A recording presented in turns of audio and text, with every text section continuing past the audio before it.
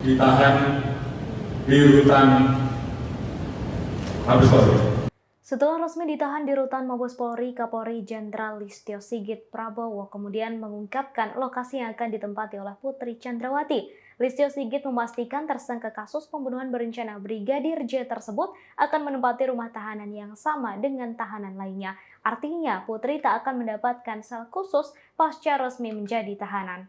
Selain itu, Listio Sigit Prabowo menambahkan Putri akan mendapatkan standar yang sama dengan yang diberikan kepada tahanan lain.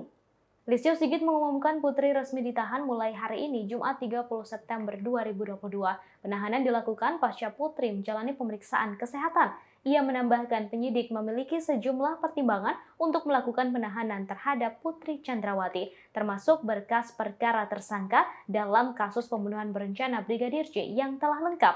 Selain itu, penahanan juga dilakukan untuk mempersiapkan dan mempermudah proses penyerahan berkas tahap 2. Kini Putri dalam kondisi sehat jasmani dan rohani sehingga penahanan dilakukan. Hari ini, Saudara Visi, kita nyatakan, kita putuskan untuk ditahan di rutan Mabes Polri.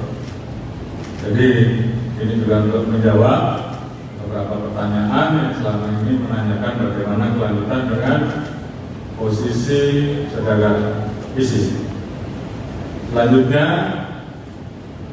kami akan terus lanjutkan komitmen kami untuk menuntaskan kasus yang ada, termasuk saat ini selain yang kita proses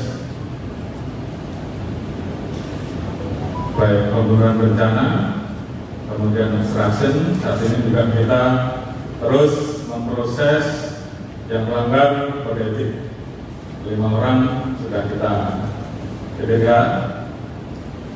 kemudian yang lain deposi dan juga pansus, dan proses saat ini juga masih terus berlangsung untuk menuntaskan sisanya.